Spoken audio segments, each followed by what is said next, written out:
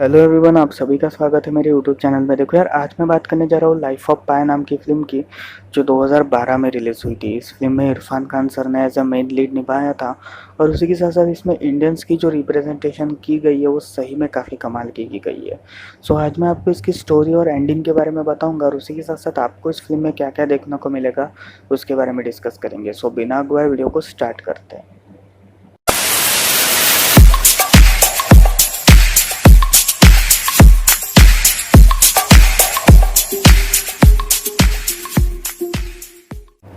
कहानी की शुरुआत कनाडा में होती है, जहाँ पर एक राइटर एक किताब लिखना चाहते थे और उन्हें उस किताब के लिए एक सब्जेक्ट चाहिए था, जहाँ पर कुछ लोग उन्हें सजेस्ट करते हैं कि तुम्हें पिसिन पटेल नाम के एक शख्स से मिलना चाहिए, क्योंकि उसके पास एक बहुत बढ़िया कहानी है तुम्हारे लिए और तुम्हें अगर एक फ़िक्शनल स्टोरी लिखनी है तो पिसिन पटेल की कहानी तुम्हारे लिए एक बढ़िया फ़िक्शनल स्टोरी हो सकती है।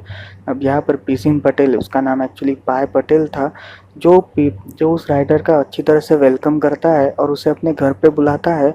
और यहाँ पे वो राइटर किसी मतलब पाय से कहता है कि मुझे आपकी पूरी कहानी और उसी के साथ साथ आपकी पूरी कहानी के बारे में जानना है कि आपने वो सफ़र किया कैसे। एक्चुअली पाय पटेल जो था वो काफ़ी ज़्यादा फेमस बन चुका था उस हादसे के बाद, जब एक जू शिप कुछ सालों पहले डूब गई थी और उसका इकलौता सर्वाइवर और कोई नहीं बल्कि पाय था। अब यहाँ पे पाय पटेल उसकी पूरी कहानी बताने का डिसाइड करता है और वो बिना झिझकते उस कहानी को बताना स्टार्ट करता है। अब कहानी फ्लैशबैक में जाती है, जहाँ पर पाय का बर्थ होता है और वो पाय के बर्थ नेम जो था वो पिसिन पटेल था, जहाँ पर उसका नाम पिसिन पटेल इसलिए पड़ा क्योंकि उसके जो चाचा जी थे वो फ्रांस के एक मशहूर स्विमिंग पूल में स्विमर की तरह काम किया करते थे, जिसके चलते उन्होंने ही पाय का नाम ये सजेस्ट किया। अब पिसिन पटेल ये नाम जो था वो काफ़ी ज़्यादा यूनिक नाम था, लेकिन उस नाम का एक दूसरा अर्थ भी था जिसका नाम था पिसिंग। अभी आप में से काफ़ी लोगों को पिसिंग यानी पता नहीं होगा, तो मैं बता दूँ, पिसिंग यानी पेशाब का अर्थ होता है, मतलब पेशाब करना। अब यहाँ पे पाय को काफ़ी ज़्यादा बचपन में उसके दोस्तों से क्रिटिसिज्म और उसी के साथ साथ काफ़ी ज़्यादा मजाक झेलना पड़ता था क्योंकि उसके नाम के चलते। अब इसी वजह से पाय का कोई ज़्यादा दोस्त नहीं था और पाय ज़्यादा किसी से बातें भी नहीं करता था, बिकॉज उसके अंदर काफ़ी ज़्यादा इनकॉन्फिडेंस आ चुका था। मतलब वो काफ़ी ज़्यादा अनकॉन्फिडेंट था लोगों से बात करने में बिकॉज ऑफ हिज नेम। इसी वजह से पाय ये डिसाइड करता है कि वो अपने नाम का एक शॉर्ट फॉर्म बनाएगा और उस नाम का एक ऐसा मीनिंग रखेगा जिसकी वजह से उसके अंदर स्टेज फियर भी चला जाएगा और उसी के साथ साथ उसके अंदर एक अलग ही कॉन्फिडेंस आएगा। इसी वजह से जब भी कभी पाय का नाम अटेंडेंस लिस्ट में बुलाया जाता था तब पाय अकेला ही बोर्ड की तरफ जाता था और पाय के बारे में लोगों को इन्फॉर्मेशन देता था, मतलब बच्चों को इन्फॉर्मेशन देता था। और पाय के बारे में कंप्लीट इन्फॉर्मेशन देते ही वो वहाँ पे अपने बेंच में बैठ जाता था, जहाँ पर उसके धीरे धीरे दोस्त बनना शुरू हुए। अब यहाँ पर धीरे धीरे वो हर एक बड़े से बड़ा सम पाय के थ्रू सॉल्व करता था, जिसको देख के हर एक टीचर काफ़ी ज़्यादा हैरान हो जाते थे क्योंकि इतने बड़े बड़े सम और वो भी इतने अच्छे लेवल के सम वो इतनी कम उम्र में कर पा रहा था।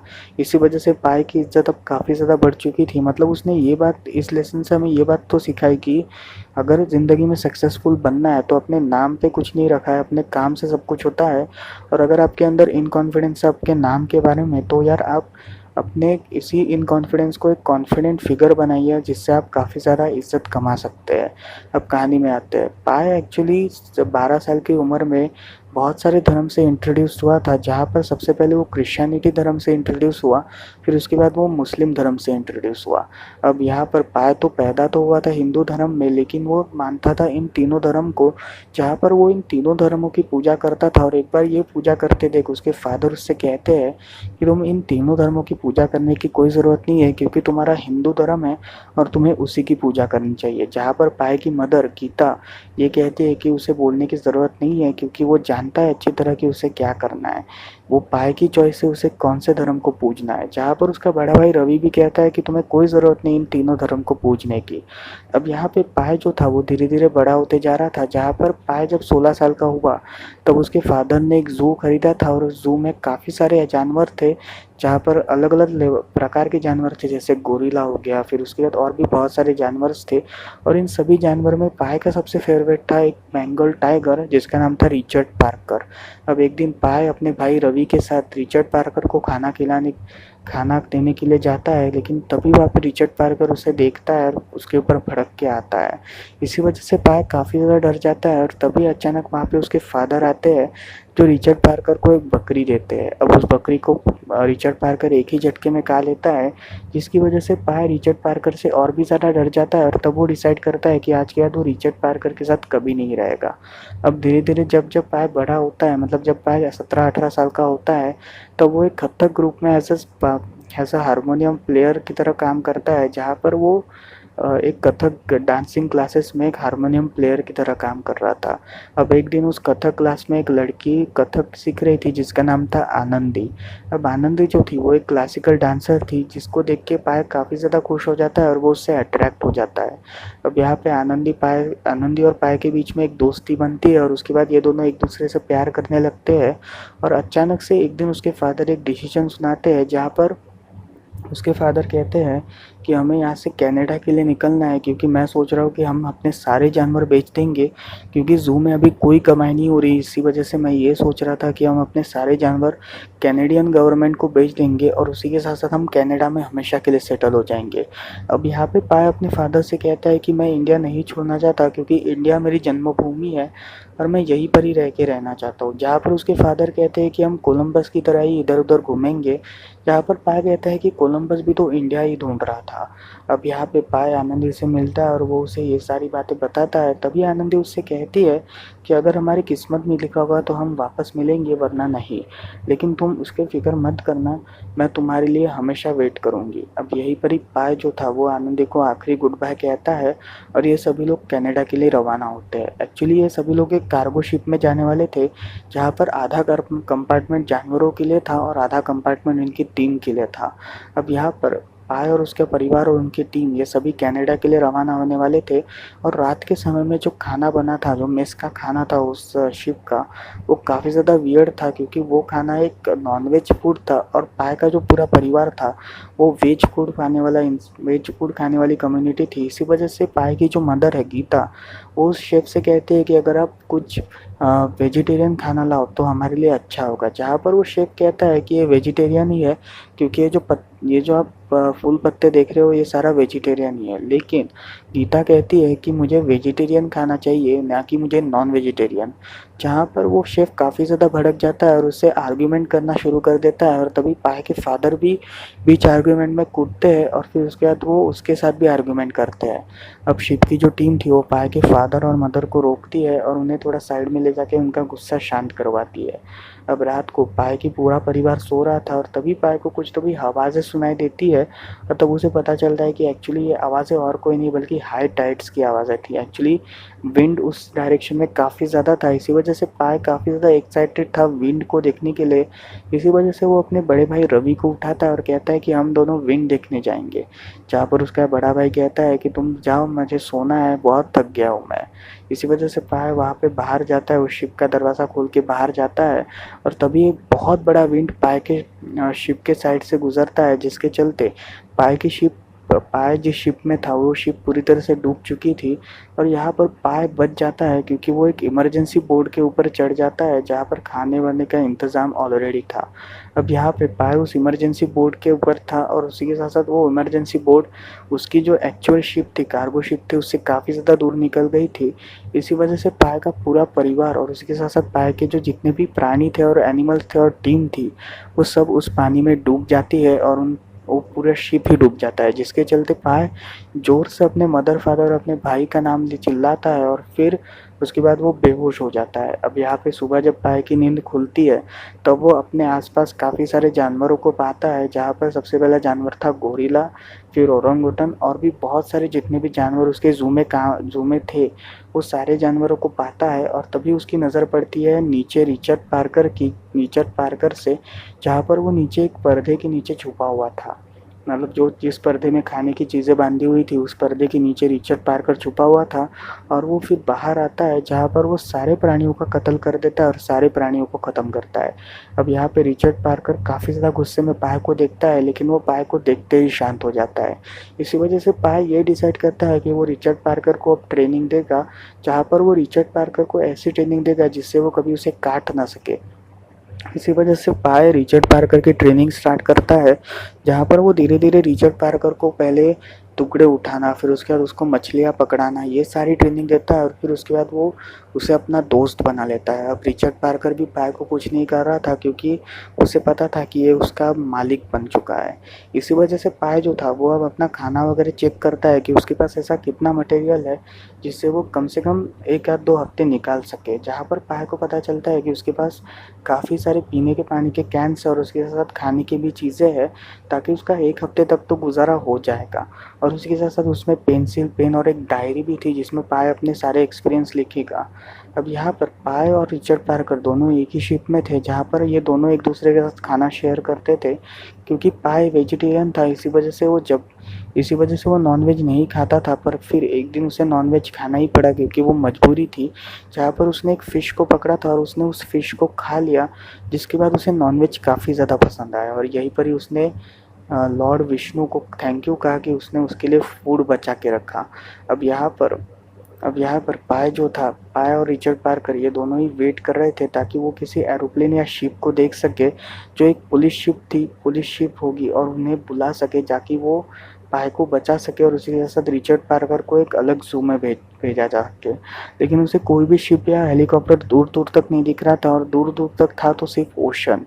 इसी वजह से पाय की हालत काफ़ी ज़्यादा बिगड़ी हुई थी क्योंकि उसे प्यास भी लगी थी और उसके साथ-साथ उसने पिछले 4-5 दिन से कुछ भी नहीं खाया था और यहाँ पर उसके पानी का जितना भी कलेक्शन था वो भी सब खत्म होते जा रहा था। इसी वजह से पाय अब पूरी तरह से कमज़ोर बनता जा रहा था। अब एक दिन पाय शिप में सेलिंग कर रहा था और तभी उसकी नज़र एक आइलैंड पे पड़ती है जिसका सरफेस पूरा हरे कलर का था।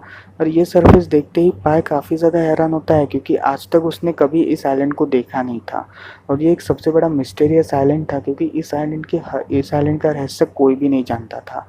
अब इस आइलैंड के अंदर जाते ही पाय को एक बहुत बड़ी लेक दिखती है और उस लेक में पाय पानी पीता है और रिचर्ड पार्कर भी वहाँ पे आके पानी पीता है सारे जानवरों के साथ। जहाँ पर पाय को ये पानी काफ़ी ज़्यादा मीठा लगता है और वो इस पानी को भर लेता है अपने बॉटल्स में। जो बॉटल्स उसने लाई थी पानी की, जो फ्रेश पानी की जो बॉटल्स थी जो ख़त्म हो चुकी थी, उन बॉटल्स में वो पानी भरता है ताकि आगे के सफ़र में उसके लिए काम आ सके। अब वो एक दिन उसी आइलैंड में बिताने का डिसाइड करता है जहाँ पर वो उस आइलैंड के पेड़ के पत्ते वगैरह खाता है जो काफ़ी ज़्यादा टेस्टी थे। अब उस आइलैंड में एक रात बिताने के वक्त उसे ऐसा पता चलता है कि उस आइलैंड का जो पानी है वो दिन में जितना शुद्ध और साफ था उतना ही रात को वो जहर बन जाता था।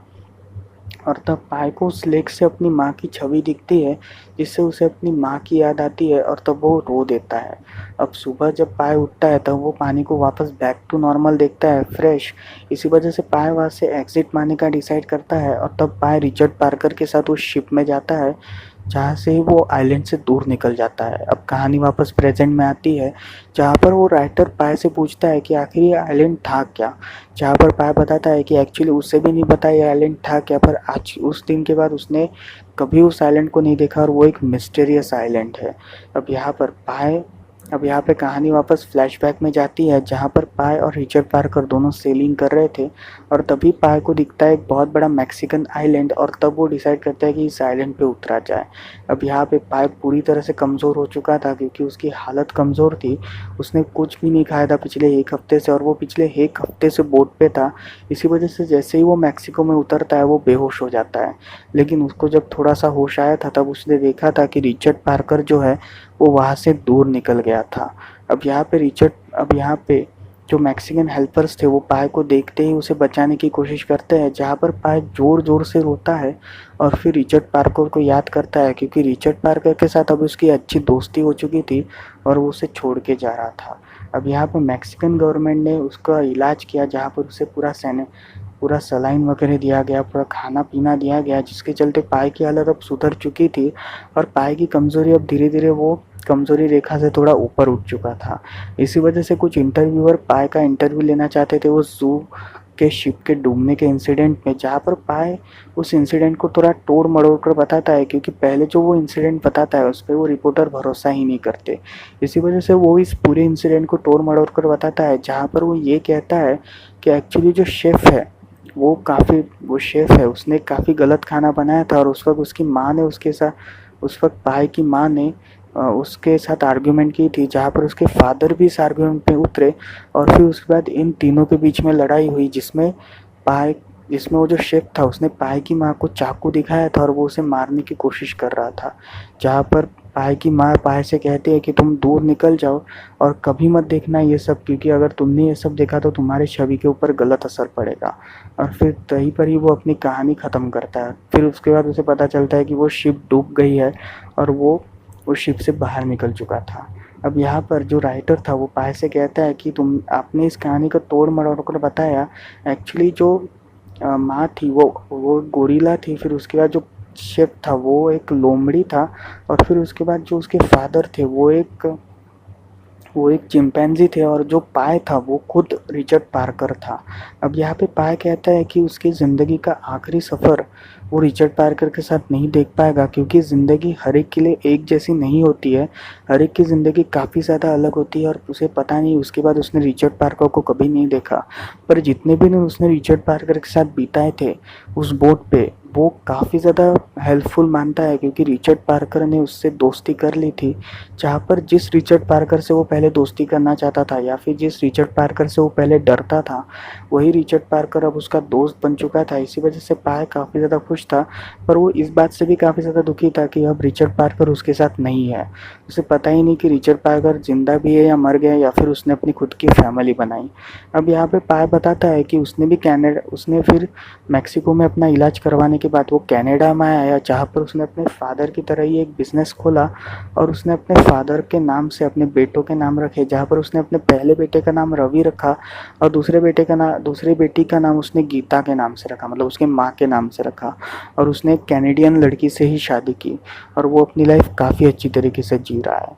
अब यहाँ पे पाय उस राइटर से कहता है कि ये कहानी आपकी किताब के लिए काफ़ी बढ़िया और यूनिक हो सकती है, क्योंकि ये एक ऐसी कहानी है जिसे मैं अपनी लाइफ में कभी भूल नहीं सकता। और यहीं पर ही वो राइटर इस बात को एक्सेप्ट करता है और कहता है कि आप सच में बहुत इंस्पिरेशनल आदमी हो, और वो वहाँ से चला जाता है, और यहीं पर ही फिल्म ख़त्म हो जाती है। देखो यार, फिल्म की स्टोरी एक अलग ही फिनोमेना में हमें ले जाती है, जहाँ पर हमें काफ़ी सारी चीज़ों का दर्शन होता है, जैसे फॉर एग्जांपल इंडियन कम्युनिटी, या फिर उसी के साथ साथ इंडियंस की एकता वगैरह भी हमें इस फिल्म में दिखाई गई है। और उसी के साथ साथ जो एक जानवर और एक इंसान के बीच का रिलेशनशिप है वो भी हमें इस फिल्म में काफ़ी अच्छी तरीके से दिखाया गया है। सो मेरे हिसाब से तो ये फिल्म एक सबसे सुपर हिट फिल्म है, और आप सभी को मैं रेकमेंड करूँगा इस फिल्म को देखने के लिए। सो यहीं पर ही मैं ये बात कह के वीडियो को ख़त्म करता हूँ। अगर आपको वीडियो पसंद आए तो वीडियो को लाइक करें, हो सके तो चैनल को सब्सक्राइब करें और उस बेल आइकन को दबाएं। सो मिलते हैं अगली वीडियो में, तब तक के लिए बाय बाय।